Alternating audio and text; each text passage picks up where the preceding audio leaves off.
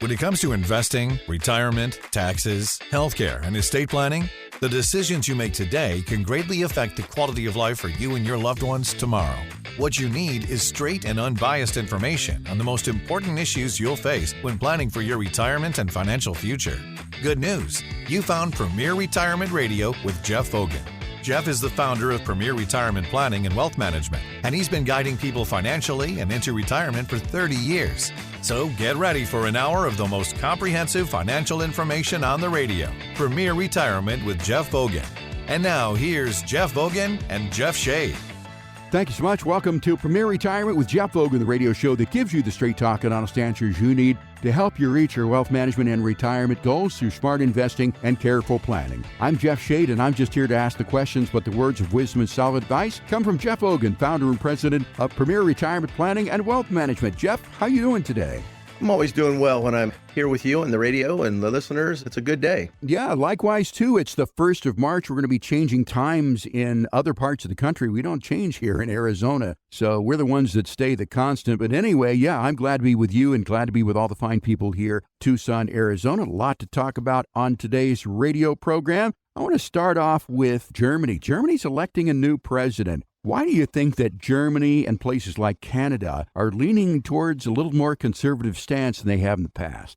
Well, if they've been watching the news, they see all the things that Donald Trump's been able to get done in a month in office, and I think they're baffled by it. You know, I have a number of clients that are more left-leaning than right-leaning, let's just say. And, you know, they were always just moaning about how the rest of the world, you know, hated Trump and how we lost our standing and, you know, because he was such a buffoon and blah, blah, blah, blah, blah in his last term and all that stuff, that we lost respect. And they were all worried about, you know, them losing respect going into this next presidency. Like, oh my gosh, how can we do that? Do voters really want that? And yeah, they do. I mean, 70, 80% approval on, you know, the Doge and the finding the wasteful spending. And, you know, the other side is just digging in, wanting to cut all those programs because, of course, that's how they get their kickbacks and get paid. And I don't think it's only the other side. I think it's all politicians get their hands dirty. I shouldn't say all, but I'll bet a vast majority on both parties. But bottom line is they're finding it, they're putting an end to it. And I think other people in other countries said, man, you know, our government does the same stuff. Wouldn't it be nice to have somebody that was a little bit more fiscally responsible, more business oriented, wanted to put our country first instead of the woke ideologies that so many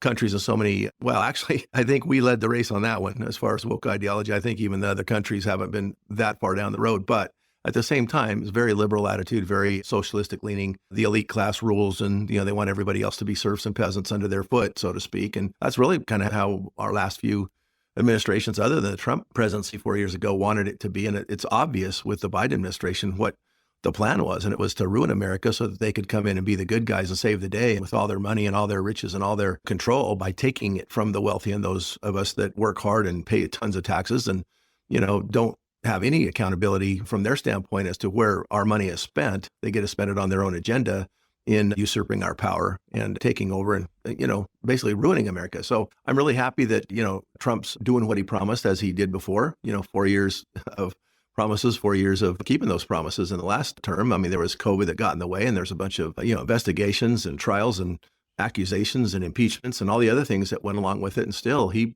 weathered the storms and pushed through it. And bless his heart for regrouping and trying to do it again. I think he really does have America's heart first in mind. And there's not everything I like about Trump. There's still some weird things. And I'm not going to say like, oh my gosh, he's a saint. But, you know, he's doing what he said he would do. He wants to put America, he wants to fix America, make it great for us, guys like you and me and the listeners, right? He wants to make us pay less taxes. He wants us to spend more of our money. He wants us to waste less of it in government. He wants our tax money to be sacred funds, and he wants to treat them as such. He doesn't want to just throw them away as if, oh, well, all your money you make is ours. You're lucky we're only taking a third of it or half of it or however much we end up taking.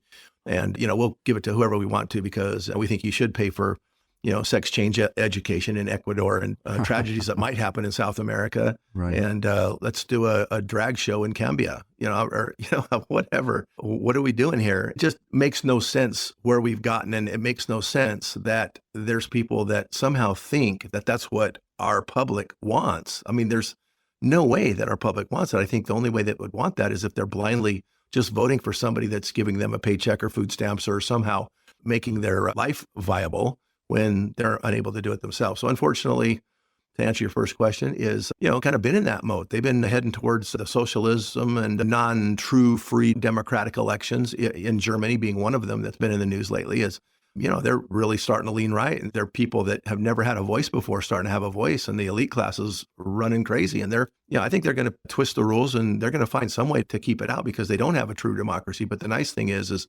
there's voices being heard. And I think it's all led by Trump and his attitude of, yes, we can do that. We don't have to be subservient to a government, and we can actually be a government that can give you back control and realize that we work for the people. And if more governments and more people that are elected to those offices would take it and believe it's a stewardship that they should be honored to have, and to serve those people that voted them in and that pay their paychecks, and to pay them a big chunk of what they work hard for so that they can do good around the world and good in their country, then the world will indeed be a better place. I think it was really fitting that when they're talking about, if you're not going to give all this money around to the other world, how are they going to get better? And, Trump's answer is, excuse me, if America gets better and solid, we can be in way bigger position to help you and to make the world a better place. But, we can't just give it away, let everybody take advantage of it and have nothing to show for it here or there. So, I think other countries are seeing it. They saw it the first term. It got derailed with the Biden administration that somehow had 20 million votes of people that didn't exist and somehow ran the numbers in his direction. I still think it's odd, statistically impossible, but I'm not an election denier.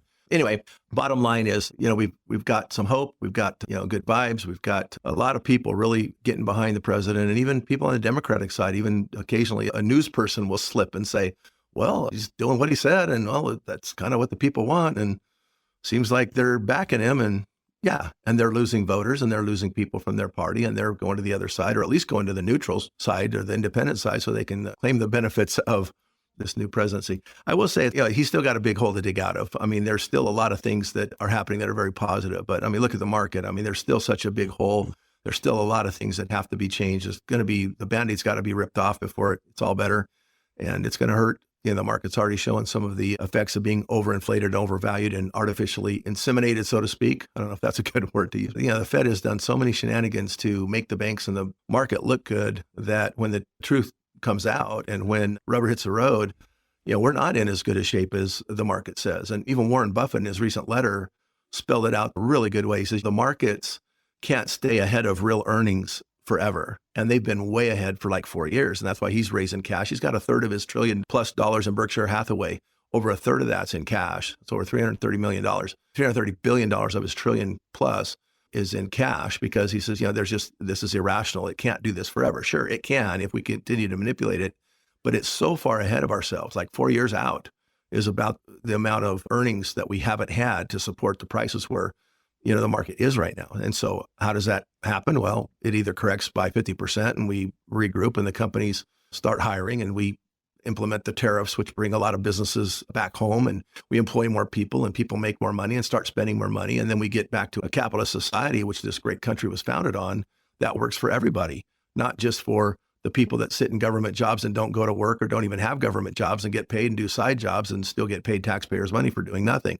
I think it was great that those emails went out to try to have the government workers that aren't showing up to work to at least say what they did that week. I think anybody should be accountable, at least as far as that goes. So, maybe all that stuff's going to ripple through the rest of the world. And I think if it does, other countries are going to benefit by it. Other countries are going to, find their own citizens feeling empowered and more productive and excited about being a part of their citizenship instead of just getting by day to day and doing what they can, knowing that they really don't have a say-so and aren't in control. But I think America has shown its true colors lately, and we're back on track. And I think we're on the process of making America great again, but it doesn't just happen with the flip of a switch. I'm afraid it might take all 4 years to get there, but we're getting there, and hopefully the rest of the world will too. Other countries around the world are taking notice of what we're doing here in the United States, including Germany's Chancellor-elect Friedrich Merz. He's the leader of the center-right Christian Democratic Union Party in Germany, and he says his absolute priority will be to strengthen Europe as quickly as possible so that step by step that they can really achieve independence from the USA. Apparently, they're getting some things from the USA. They'd like to be more independent.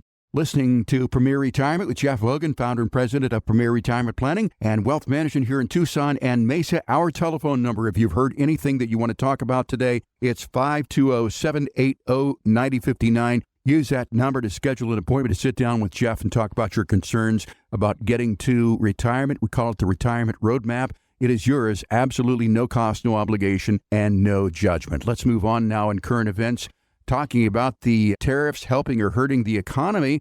So far, it looks like it's helping insofar as Apple, facing tariffs on Chinese imports, says that it's now, Jeff, going to invest $500 billion in U.S. facilities, going to create 20,000 jobs. These tariffs, I think, are going to have a very positive effect. What's your opinion? Well, I've said this opinion before when they were first getting scared about it. Several weeks ago, when that was part of the election mantra of, elect me, I'll make everybody pay. And everybody's like, oh, no, it's inflationary. Well, in a way it is, but it isn't, because it's going to create all those companies that are doing business abroad because it's cheaper, are going to say, you know what, we can actually afford to do it here.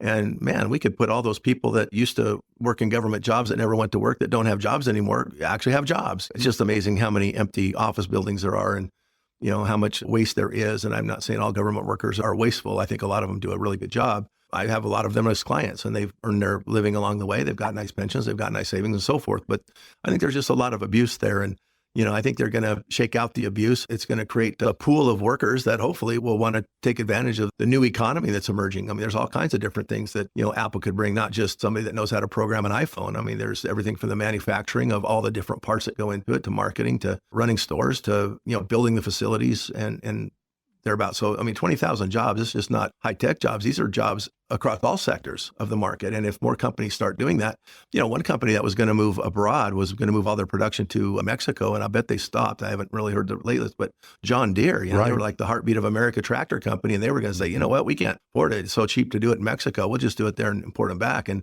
Trump even said, before the election, he says, really, you try that. You're going to end up paying triple for a John Deere tractor. You start pulling that stuff. He says, you keep it right here. And so they I know they put those plans on hold, and I'm sure they've stopped any thinking of going to Mexico at this point, because they'd just be moving back here. And what about the companies that export their items to America?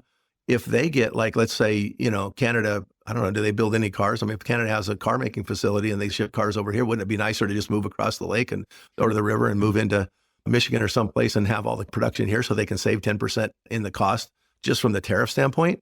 Why wouldn't they? And guess what? That's an American job, not somebody else's job. The people that are doing all the work in these other countries, they need to continue to invest in their own companies instead of just, again, like Jeremy says, we got to be less reliant on America. Now, we're going to still import stuff, I'm sure, but they're going to have to do it on a more equivalent basis. If they want to continue to sell us stuff, then put that 10% tariff on it, keep those revenues there, but understand that now the prices of their products are going to be a little bit more competitive with the prices of American products, which means American businesses can thrive a little bit better, which means earnings on their companies can be better. They can pay higher wages. So Americans who work hard can make more money, save more, have better retirements, better financial well-being, better peace of mind, and better quality products, and just live a more confident lifestyle, I think, knowing that production and all the jobs, the high-paying jobs that used to be here in manufacturing and all the things that go along with it have been exported. The jobs have been exported, and all that economy is elsewhere. Now, granted, it's helped those other countries build their economies, and their citizens have been making better livings and so forth. But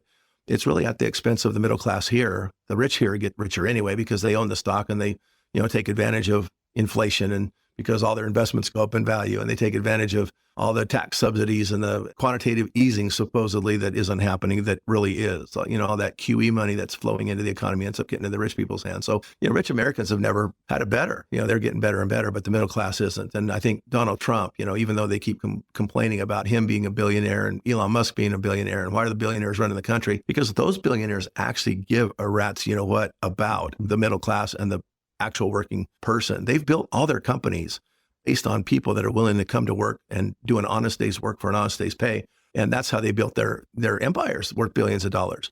They can do the same thing in the government. People in government, generally speaking, have not come from the business sector. They come out of an ideological university where they learn political science and learn how to win elections, and they learn how to just win and grab taxpayers' money. They've never had to earn it themselves, but they have this abundance of cash flow that's available to them to do whatever they want to. And they don't understand how hard people work to get ahead, because I don't think they've really ever, most of them haven't had to. So, there's a new flavor in the administration now, and that is people that actually been in our shoes at one time, maybe never quite in the same middle class shoes, but Elon Musk wasn't a billionaire forever. He wasn't even a millionaire forever. He used his last college money as he dropped out of school. He used like government grant money to start stuff, to build internet companies, which eventually gave an opportunity to start PayPal and make it what it is and sell it off and do other things. But he's living the American dream. But some of us don't even see that there is an American dream because we have to give almost half of what we make away. You know, even if you're in a 20 or so income tax bracket, if you had sales tax, property taxes, all the other taxes you pay on everything, you know, it's a lot more than a 22% tax bracket. It's probably more like 40 to 50% when you add all the taxes up. So again, it's just us working for the other people and them not respecting, you know, our business. I think it's awesome that we're doing tariffs and we're making them fair. It's not just we're just imposing these tariffs on these other countries. They have a tariff because we have to sell our products to China and they charge us a 10% tariff, but we're only charging them a 2% tariff. That's not really a fair trade. So they're 8% ahead of us on any transaction. So that doesn't make sense. I think leveling the playing field makes everybody a lot better, makes them work harder, makes people not feel like defeated. Oh, I can never win. I've got these tariffs I can't overcome. If they're fair, they're fair.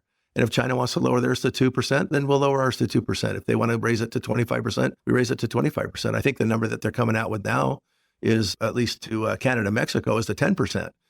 And I think that's maybe what they're doing in China as well, which is the number that I think inspired Apple to say, you know what, we can spend a ton of money here. That 10% on as many billions of dollars of iPhones that we sell worldwide would go a long ways if we just played nice with America. And they're doing it. And I think there's a lot of companies to follow. And I think they're going to start with the Magnificent Seven, which Apple is one of, those big, huge companies that have the capacity to change the world and to change America in big ways.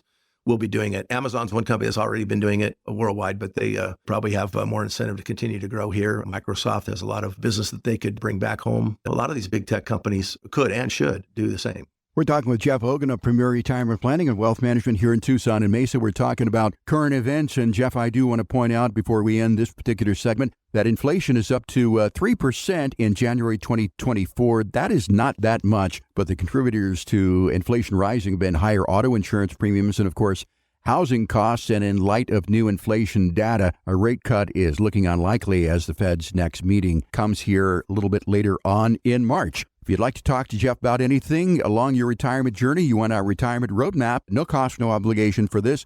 Chance for you to sit down with Jeff, ask your questions about your journey towards a confident retirement. Our telephone number, 520-780-9059. I'm sure you've got questions. It could be as simple as when to take Social Security, how to create income in retirement, investments to support that income. Maybe you want to ask questions about health insurance or legacy plans. Jeff can talk to you about almost anything at 520-780-9059. Call that number this weekend. Leave your name, telephone number, and Shelley will call you back during the week and set up that time for you to come in and sit down with Jeff. 520-780-9059. You can also find out more about us online at premret.com, premret.com. Jeff, we talk a lot in this program about LIRPS, life insurance retirement plans, so I thought that we would dig into that just a little bit on today's program and explain it to the folks listening and why LIRPS can be very valuable in financial planning. So first off, what exactly is a LIRP, a life insurance retirement plan? Well, a LIRP is really an acronym that was given by a guy who wrote a book called The Power of Zero, David McKnight, and he actually fellow alum of BYU, but he wrote this book and got famous from it, and he just decided to start calling what was called the 7702 tax plan, which was the IRS code for basically using the tax benefits of life insurance in order to create income for retirement, or just create income, period, or just have a backup plan for cash you could access easily without causing a tax event, like pulling it out of an IRA or, heaven forbid, pulling it out of a 401k or IRA early before age 59 and a half and taking a penalty. People could stuff this money in this life insurance plan or a life insurance policy, a permanent life insurance policy, not term, but you could basically overfund life insurance. Like, let's say you bought $1 million life insurance policy because you knew that if you died in your 30s or 40s, your family would need at least $1 million to carry on and get the kids through school and off to college and have mom able to, stay home if possible or get a part-time job instead of a full-time job, whatever. You need the life insurance anyway. Many people just go the cheap route and say, well, let's just buy the term, it's cheap. And by the time it ends up in 20 years, we're not going to need it anyway. Well, wait a minute. What if you just stuffed extra money on top of that term policy and made it a permanent life, meaning long-term, all the way as long as you want it? I use indexed universal life. That's my favorite product because the cost of insurance is cheaper. It's just like a term policy that you can overfund and stuff extra cash into it that you can use at any time. Now, what happens with that extra cash that you stick into this $1 million death benefit. Now you could pay for just the insurance, just basically the cost of risk for, maybe $1,000 a year, $2,000 a year. But what if you stuffed $10,000 or $20,000 into this LIRP every year, and that extra $10,000 or $20,000 just went into an account that grew based on the indexes, but never went down if the indexes did badly? Kind of like the indexed annuities that I've talked about many times and love, because they go up when the market does well, but they don't lose when the market does badly. So you get to lock in gains along the way. You get to do that the same way on the cash portion of that life insurance. Now, the cool thing is the more cash you stick in there, consider this, every year that you pay for insurance, you're buying $1 million worth of insurance. But let's say down the road, you've got, maybe 10, 20 years down the road, you've got $500,000 into this policy. Now you're only buying $500,000 worth of insurance, because half the money that they're going to give you on death is your own money. You say, hey, well, is that fair? Well, yeah, instead of paying $2,000 or $3,000 a year for the cost of insurance, now you're only paying $1,000, which means you're not eating into the interest that $500,000 now makes. Let's say you want to send kids to school or buy a condo in the mountains or just have some extra money to live on. You can draw on that $500,000 tax-free. It never shows up on a 1099. It never causes you an income burden, not like an IRA. Or let's say you just said, well, I just want to overstuff my 401k and my IRA. Well, let's say you're in your 40s and you want to buy that second vacation home because your kids are finally up and out of school and you don't have to support them anymore. You want to go do some fun stuff with your money, but everything's tied up in a 401k that you can't touch without a penalty until you're 59 and a half or 55 if you retire early from a 401k. So how do you get that money? Well, what if you had $300,000 or $400,000? You could take $100,000 or $200,000 out of it for a down payment of that expenditure. It's not like you get taxed or penalized by taking all that money out. I mean, shoot, if you took out a 401k or IRA, it's going to be an entire taxable event. It would push you into a new tax bracket undoubtedly, and you'd end up paying a third to a half of that money in taxes by the time you ended up figuring all the disadvantages of pulling it out. Because generally speaking, if you're pulling it all out of the IRA, in order to pull $200,000 out of your IRA, you'd have to pull $300,000 out of your IRA because you'd have to pay tax on all $300,000, even though your net's only going to be $200,000. Well, what if you had that in a LIRP? You could pull $200,000 out. You don't actually pull it out. You borrow it against the $500,000 that's in there. So let's say you pay for a down payment on a house, so you don't have to pay for a mortgage on this property. The cool thing is that $500,000 isn't reduced by the $200,000 that you pulled out. It's actually still growing at whatever interest rate it pays. So, last year we had a couple of indexes that paid over 18% on the upside because the stock market did really well. We had some more conservative strategies that paid 6 to 9 or 10, but pretty much everybody made money last year from a year ago till right now. If we have a bad year like we did during COVID and we have a flat year, well, we don't lose money. But guess what? The $500,000 is still there ready to make money when the market rebounds. In the meantime, you've already spent part of your future death benefit on that vacation home. Guess what happens when you die? Remember that $1 million that we bought in death benefit? Well, part of that just goes to pay off that loan when you die, and your heirs get the rest. They get the rest of that cash that you've put in there. They get the rest of the growth that you put in there. Plus, they get the rest of the death benefit that you've been buying along the way. And by the way, if you get to where, that $500,000 now becomes $1 million because you've had it 30 or 40 years. If you do it quickly, like when you're retired, you don't have to start when you're 20 and do it $10,000 a year. You can actually fund $1 million policy with $500,000. And I'm just using round numbers here. You can do it $100,000 a year for 4 or 5 years and just say, hey, I quit. I'm not going to do this anymore. I just want my $500,000 to grow tax-free, and I want to be able to borrow against my future death benefit. Well, if it grows at 6%, let's say that's a pretty reasonable rate, by the way. 6%, if it grows by 6%, that money's going to double every 12 years. So if that $500,000 doubles in 12 years, and let's say you start this plan at age 60, you retire at age 65, well, by the time you're 77, 12 years later, now you've got $1 million in that fund because it doubled, right? Again, it's round numbers. Now your death benefit isn't $1 million anymore. Now it's 1.3 or 1.4 million. Then guess what? Another 12 years goes by and you might double it again. So now you've got $2 million in cash value. And how much of that $500,000 could you have borrowed back without actually reducing that $2 million?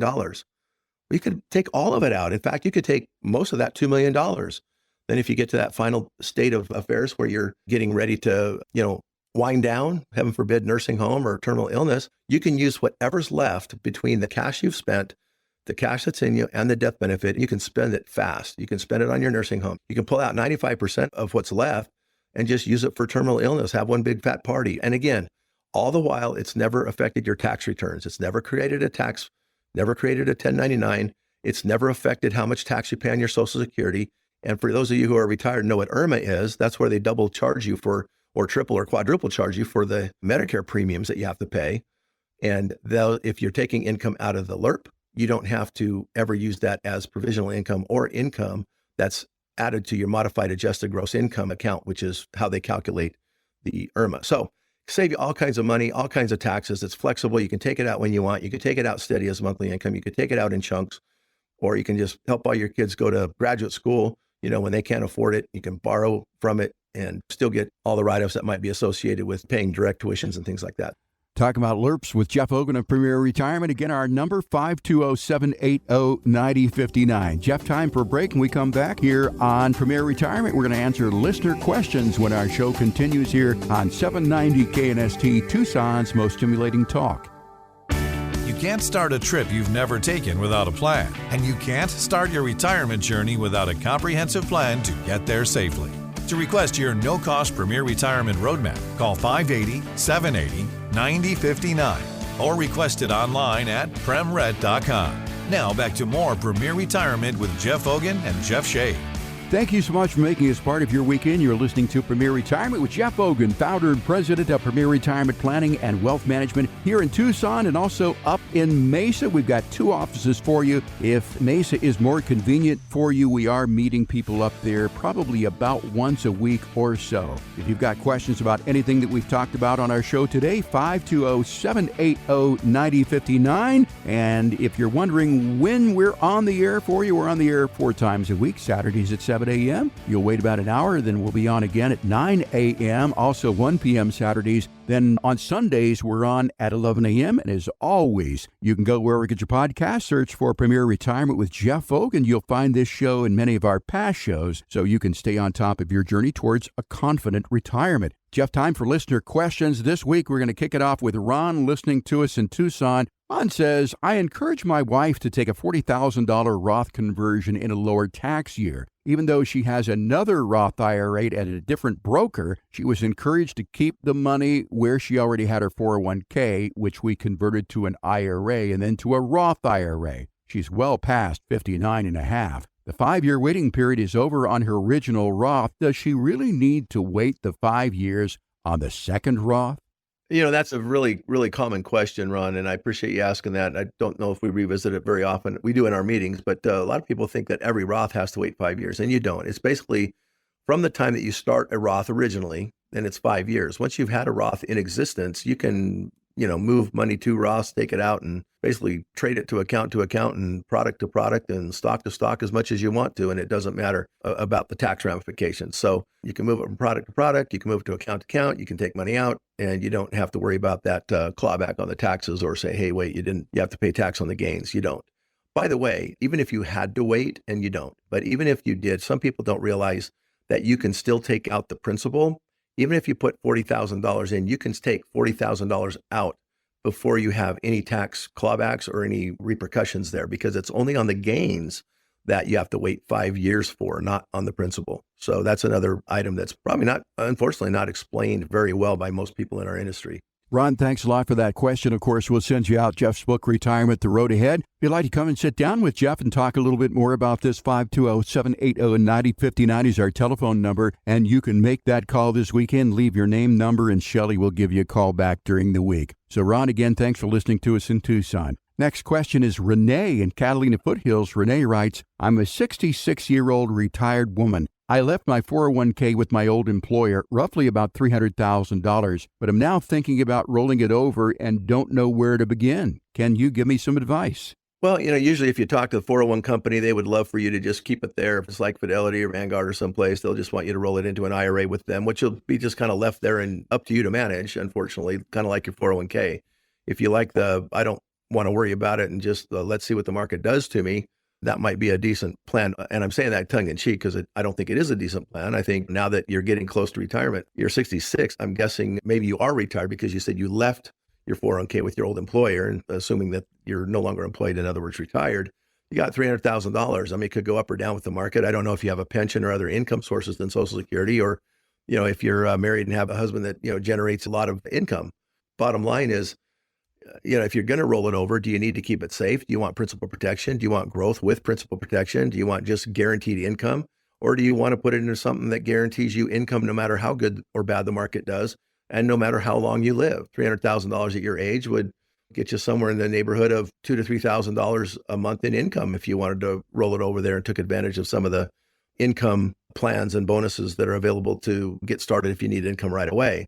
So, if a couple extra $1,000 a month would benefit you, you might want to look at an income annuity that doesn't matter what the stock market does or when it crashes or how bad it crashes.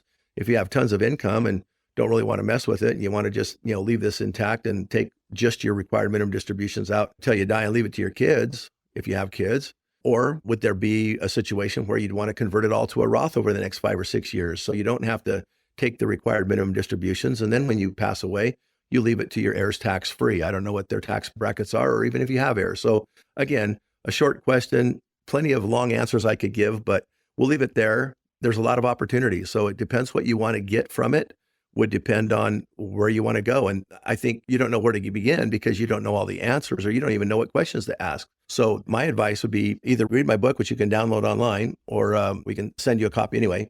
Sure. But the other thing is just come in for an appointment, talk about your situation, talk about your goals. Let us find out a little bit about your life. And by now we've got a client that's very much like you. I mean, we've done so many plans for so many different types of people that I'm sure we would show you what our happy clients just like you are doing to be happy with the goals that you have. And so I would start there.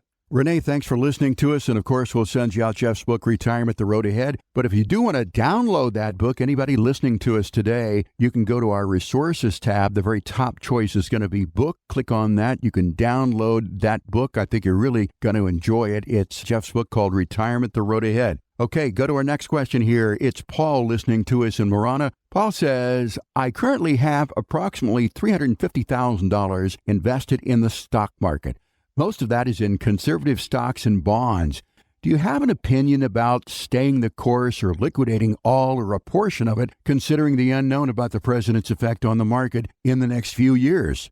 Well, Paul, it just kind of depends on what you want to do with the money and how risk averse you are in the stock market. Conservative stocks and bonds. Well, I don't know if there is a conservative stock. They all go up and they all go down. Even the most conservative stocks have been getting hammered pretty hard lately, even the ones with low price earnings ratios that seem like there's no way they could go down because they're priced cheap, but they're still getting hit just like everything else. Bonds actually look like they're rebounding a little bit. So we might be getting some of that money back that we haven't had in our bond portfolio in the last 2 or 3 years. But I don't know about staying the course unless you just have no need for that money. But if you're getting close to retirement, and you want income, you don't want to have that $350,000 in the next market correction go to 250 or 200 or even lower, 150, 175, which is what it would have done in the 2000 or the 2008 crash. If you're going to retire soon, you're going to need $2,000 or $3,000 a month to live on. You can't do that if the market crashes and you lose, even a third or half your money or a big chunk of that, and you're starting to pull out. If it's money you can just park and hold for 10 or 20 years, then honestly, I would go aggressive. I wouldn't even be in conservative stocks and bonds. The reason you said conservative stocks and bonds, or the fact that you said conservative stocks and bonds, make me think that you're getting ready to use it or need that money, and you may not really be in a place where you can afford to lose it. Now, I also don't know if this 350,000 is your sum total of all your savings, or if this is all you have in the stock market. You've got $1 million sitting in CDs or other safe places or annuities that are paying you guaranteed income, or if you have this big fat pension or retire from 3 government jobs that pay you great pensions from the military and half of it's tax free. I have clients like that couldn't care less about a penny from that 350 because they'll never touch it. So again, it kind of depends on what your situation is on the rest of your assets and the need that you have for that money before we be able to give you a really good answer. And just like what I said to Renee last question was, a good place to start is just come in, give us the whole picture, and let us show you what clients just like you are doing to be happy and to accomplish the same goals or accomplish goals. Because like I said, over 30 plus years, I'm sure we've met a person with 350,000 in conservative investments that's at the same place in retirement as you are. And, over the years, we found out what makes that person happy. And so I'm sure we could steer you in a direction or give you some options as to, these are the choices. How aggressive do you want to be? How much income do you need? How much growth do you want? Do you have heirs? Do you have spouse? All those things are going to be a big part of how we would answer that question, or how you would probably feel comfortable about moving forward. So let's have a chat. That's what we do, is we give you the right questions to ask. You probably don't know those yet, unless you read the book. It gives you a lot of questions to ask, but we can give you more once you come in and start getting to know each other. So, Paul, if you want to have that chat, 520-780-9059. Feel free to give that number a call this weekend. Leave your name, telephone number. Of course, Shelley will call you back during the week, and we certainly do appreciate you listening to us in the lovely hamlet of Marana. Okay, Jeff, next question is Sam in Reedy Ranch, and Sam says, I'm 72 and have owned a small apartment complex rental property for the last 10 years. I paid $200,000 for it, and it's now worth about $900,000. There are 4 units that rent for about $1,800 a month. I'd like to sell it, but I'm concerned about the tax that I would pay. Real estate has been pretty good to me, but I'm too old to manage it any longer. Is passive real estate an option, or should I pay the tax and invest the rest? What do you think? Well, a couple of questions I have. Is that $1,800 a month, is that total net rents after expenses, or is it $1,800 a month per unit? If it's $1,800 a month per unit, I can't imagine that place is only valued at about $900,000. I'm going to say it's probably a gross rent on that $1,800 is what he's counting.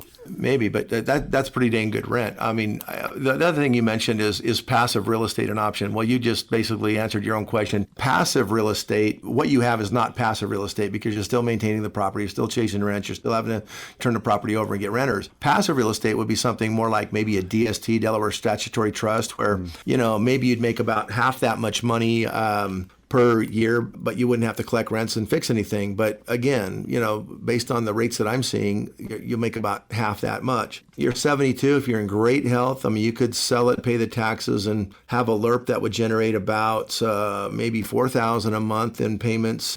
If you have a spouse that's younger and healthier than you, maybe you could do a LIRP and increase your income and maybe even make it a tax-free income account. I favor those. I favor paying the taxes at a capital gains rate, which is reasonably low compared to your ordinary income tax rates would be at a $600,000 or $700,000 income rate. 20% is what your average rate would be in taxes on that, and it would be done rather than taking a chance that in the future you end up selling it anyway, but your taxes are higher because maybe it's at ordinary income or you don't live long enough to have the step up in basis, or even if the step up in basis is even available when you die, so your kids can inherit that gain and not pay taxes. I mean, there's several different routes you can go.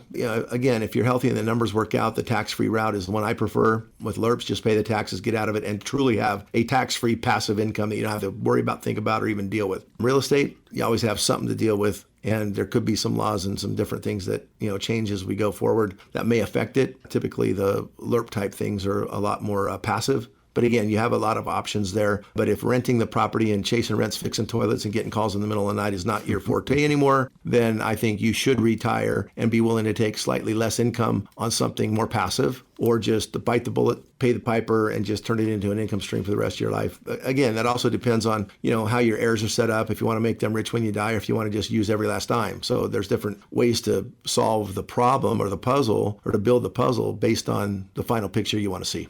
And Sam, I don't blame you. I mean, chasing toilets, tenants, and trash at age 72, that gets old after a while, and I'm sure there are a lot of listeners in that boat, so good luck to you. And thank you so much for listening to us in Reedy Ranch. We'll also be sending you out Jeff's book, Retirement: The Road Ahead. Next question here, Jeff Margaret listening to us in Vail, and Margaret says, I would be interested in having you talk on your show about using irrevocable trusts as the beneficiary for an IRA or a 401k. I know there's some issues with losing some of the tax benefits unless the trust is set up correctly, but I don't really know what to ask for or look for when I go and get a trust set up. What are some of the pros and cons of using a trust as a beneficiary? Well, on an IRA or 401k, if you're going to keep it in your possession until you die, I'm not sure there is a benefit of using an irrevocable trust, maybe a revocable trust, where you can leave assets to the trust and a trustee can make sure that they're passed out to who you want, how you want, when you want, and based on the terms that you decide is best for your heirs, rather than let them just make their election to the 401k or IRA company and take it however they want to. I mean, if you've got some kids that are, struggling with money or spend too fast, or, maybe they have a propensity to get involved in drugs or other things that, money can sometimes steer them to that you don't want them to, a trust can limit maybe the income for certain purposes, and a trustee can watch over that for them. So there's a benefit to a trust and having a trustee look after your money after you die. As far as the irrevocable trust, most people use irrevocable trusts, and I did talk about them actually on last week's show. A client that has some farmland and they're moving it systematically over to an irrevocable trust to create income, and then they're going to end up selling that from the trust probably over time to a few nephews and who are in the family, and then the rest of the income from that trust is going to buy a big life insurance policy that will pay the heirs. Now, the reason they're using an irrevocable life insurance trust is because whatever they give away right now freezes the estate tax or uses up what's called unified credit or estate tax-free money to put in that trust. And once it's given to the trust, it no longer grows in your favor for estate taxes. In other words, you don't end up owing estate taxes on possibly millions of dollars of things that are in that trust. But that only really works if you put it in advance and let it grow in the irrevocable trust where you get that benefit. Just putting it in irrevocable trust, I don't know. I think it probably ties it up too much, but I don't know your whole story and why maybe you're mentioning irrevocable. Some people just confuse the words revocable and irrevocable. They sound alike. So maybe you heard revocable and thought they said irrevocable when you talked about it with somebody. Not really sure, but if you want to discuss it a little bit further and tell me what your goals are, I can probably give you a better idea of why an irrevocable versus a revocable trust would work. And if you have assets, it would make more sense to go into an irrevocable trust than an IRA or 401k. Margaret, thanks so much for listening to us there in Vail. We, of course, will be sending you out Jeff's book, Retirement, The Road Ahead. You've got a question you'd like us to answer on the air, you can call it into Shelley at 520-780-9059. You can also go to the website, which is premret.com. Here's the contact page there. It's PREMRET.com. Listening to Premier Retirement with Jeff Fogan, founder and president of Premier Retirement Planning and Wealth Management here in Tucson and also up in Mesa. Jeff, in the first half of the program, you were talking about LIRPS, and I know that you get very passionate about these because you've used them. They do work. Can you capitalize on a few bullet points for those people maybe who have just joined us? Yeah, just kind of in summary, how they work, what they are. Yeah, key features of LIRPS are really basically they're permanent life insurance, not term. They're life insurance that you plan to use for your entire life. There's a portion that pays for the cost of insurance, or in other words, the risk that the insurance company is taking on you dying or not dying that year. The rest of it goes into a cash value accumulation, which is really cool. The cool part about the cash accumulation is it's principal protected, meaning it doesn't go down if the market's bad. It's tax free, meaning, it's tax deferred, meaning it grows like your IRAs or other things. The difference is that unlike an IRA or other tax deferred products, or even annuities that are tax deferred, or even your pension plan that's tax deferred, is when you pull it out, you don't have to pay taxes on the LIRP money. It grows tax free. It can be pulled out as a loan if you structure it properly. And there are some tricks that you have to play, or you get what's called a modified endowment contract, which means you just put it in a tax-free death benefit, but the money you take out is taxable. That doesn't really take advantage of all the benefits. So you have to make sure you structure it properly. It's flexible. You can take the money out whenever you want to. You don't have to take it as an income stream. You're not limited to how much money you can put in every year like you are on a 401k or on a SEP or a IRA. You can put as much or as little as you want to in it. Just fund it with cash as you earn it if you're younger, or you can actually convert cash that you've saved along the way into one of these policies. One of my favorite things that is really to do, and seems to be the favorite of people that have sold a real estate property. Now, of course, you sell it, you get all this tax deductions along the way, and typically somebody comes out of it needing to pay a little bit of taxes. But the cool thing is with real estate is you only pay tax at a capital gains rate, which is usually 15 or 20%. Well, then you can invest it in something like a CD or a stock and bond portfolio. Now you have to pay tax on all the growth at 20 or 30%, the ordinary income. And so some people say, how can I not pay taxes on this anymore? I don't want to invest it in another rental property because I'm tired of chasing renters and fixing toilets and doing all the things that, that does. So I can take it out of real estate and you can actually structure it after tax money. You pay the taxes and you can fund these LIRPs quickly, then have all the benefits as long as, like I said, if structured properly, of taking money out flexibly. So basically you start the life insurance policy. It grows with cash value. You can access the funds either in retirement. You can access the funds while you're younger for kids' college educations, down payments on a car, buy a vacation home, whatever you want to do. Or you can just defer it and use it for chunks whenever you feel like it. And it never provides a 1099 and causes you a tax problem if you do it right. The death benefit is tax-free. So anything left in the account goes either to your spouse or your heirs or your charity of your choice or whatever. Absolutely tax-free because insurance products are tax-free. And that's why they don't cause a 1099. They're really kind of stealth accounts where you can hide a lot of assets. In fact, they call it the rich man's Roth because people who are rich and have way too much money to put in a Roth and they maximize it, they put all their extra in long-term accounts that are tax-free. Well, where else can you get a long-term account that's tax-free? Life insurance is a huge business for the wealthy people. But guess what? You don't need to be wealthy to use this to get the same advantages of tax-free income. I know all wealthy people that make millions of dollars or have millions and millions, love tax breaks. But doesn't somebody that makes $100,000 a year and has maybe a few $100,000 in an IRA. Don't they like tax breaks too? Absolutely. We don't have to sell billion-dollar life insurance policies to multimillionaires to think we're making a difference in the world.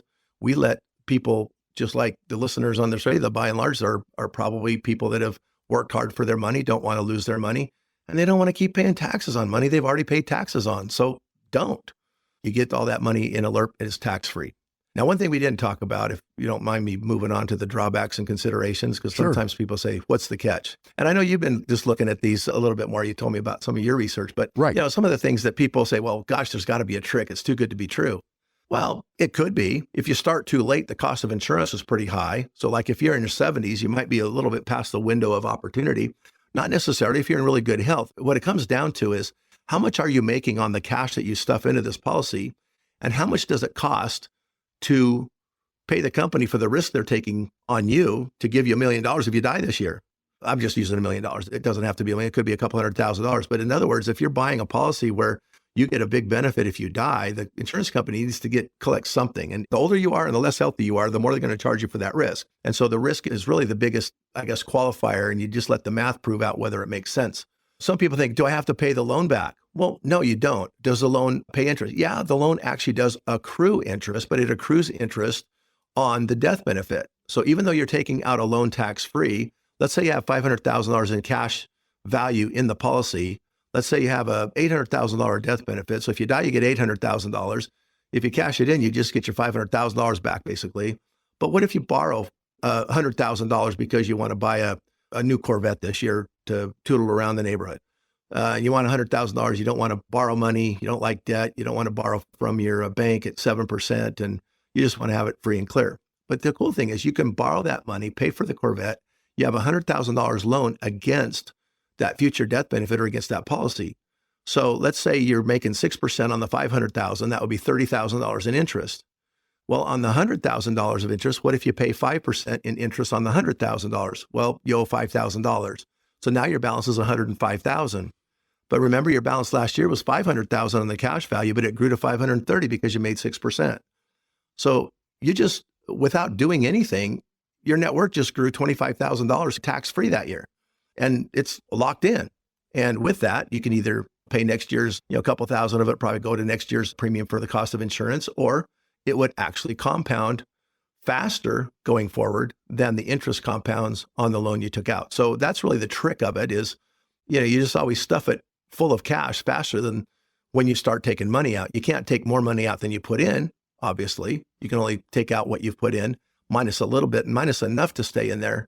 Actually, what you put in plus what it grows to. So again, there is that to consider. The other thing is if you think you want to just try a LIRP for a few years and then bail out, you're going to probably lose money. Just like if you think you want to drive that Corvette off the lot and just try it out for a few months and you want to turn it back in and say, I don't want it anymore, you're going to lose money. So again, you have to look at the overall plan, see how it fits. And if you monitor it correctly and you buy into the plan, then keep the plan. There's no reason to bail out of it. They're so flexible. You can take money out different times if you need it. If life changes, you don't have to necessarily cash in your LIRP because we don't put all your money in a LIRP. You put a portion of it that you want to use for that flexible tax-free account. So again, I think it's really, if people don't really know what they're getting into, they want to bail out too fast, that could cause some problems. Or if you try to borrow too fast. But again, if you make a plan and stay within that plan, they generally work very, very good. Talking with Jeff Hogan of Premier Retirement about life insurance retirement plans. We call them LIRPS. They can have some very big advantages for you. If you're interested in finding more about LIRPS, life insurance retirement plans, give us a call here at Premier Retirement, 520-780-9059. You can do it right now if you wish. Leave your name, telephone number. Shelley will schedule an appointment for you to sit down and talk with Jeff in person. You could also do it by phone if you wish. But again, that phone number to schedule your appointment, 520-780-9059. Just a casual conversation, nothing to lose and everything to gain. Jeff, we're out of time for this week. Thank you so much for your time, but most importantly, I want to thank our listeners here in Tucson for joining us. So for Jeff Hogan, I'm Jeff Shade. Have yourself a great weekend. We'll talk to you again next week with another edition of Premier Retirement right here on 790 KNST, Tucson's most stimulating talk. Investment advisory services provided through Premier Wealth Advisors, LLC, an Arizona state-registered investment advisor. Securities transactions are placed through TD Ameritrade. Insurance and annuity products are offered through Premier Advantage, Inc., DBA Premier Retirement Planning and Wealth Management. Investing involves risk, including the potential loss of principal. Any reference to protection, safety, or lifetime income generally refer to fixed insurance products. Insurance guarantees are backed by the financial strength and claims paying abilities of the insurance carrier. The show is intended for informational purposes only and is not to be construed as advice or recommendations. Due to show format, accuracy, and completeness cannot be guaranteed. Premier Retirement and its representatives do not provide legal or tax advice and may only conduct business with residents of states and jurisdictions where they're properly registered.